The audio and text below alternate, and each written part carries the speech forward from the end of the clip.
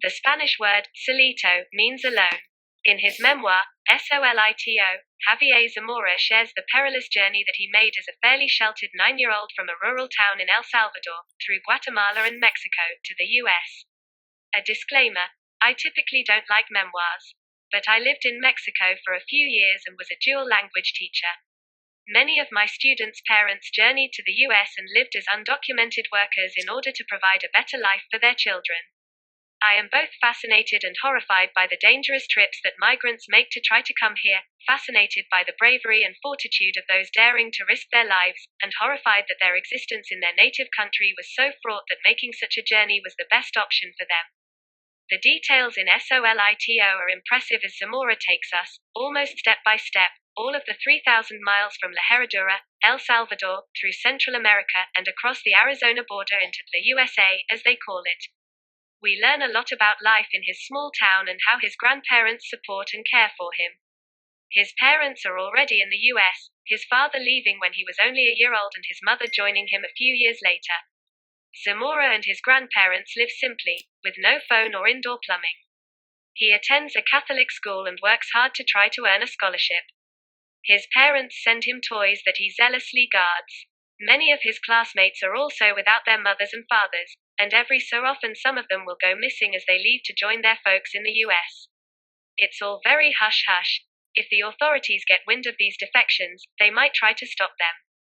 Although Zamora is aware that he will be making the trip soon, he doesn't know when. Zamora tells us about his daily life and his relationships with his relatives and friends, along with the people in their small town and how they live. So when he finally gets the call to be ready to go, we have a better understanding of what he's leaving. He's parting with the familiar, those who have cared for him and love him. But the life he's abandoning is not one that has much promise or a secure future, or perhaps no future at all. The only way forward is to join his parents. The narrative is vivid as Zamora relates remembered, or recreated, dialogue and description. She slices the pineapple, yellow juice coats her hands, and Spanish dialogue is sprinkled throughout. However, even a Spanish speaker like myself might be confused by the El Salvadorian dialect. Zamora shares some of the differences and how, when they are in Mexico and trying to blend in, using the word pajilla instead of papote for straw labels them as migrants.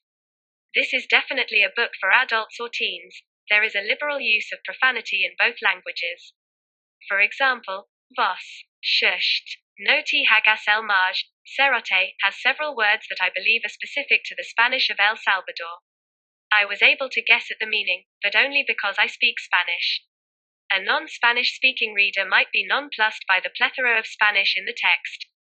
I wish there was a section at the end of the book with translations for some of the frequently used words, like camara for jacket. On the other hand, the liberal use of Spanish and Spanish slang does make Solito feel more authentic. And we do feel as if we are immersed in the trip, living in the smoke-filled small rooms as the group of 6 waits days and even weeks for the next leg of their journey. What struck me most about Zamora's account was the paradoxical nature of how those around him treated him. At the start of his journey, his grandfather saw that someone from their town was also making the trip. That's good, you have someone you know. Small town people often feel like they are extended family, but that man ended up betraying them.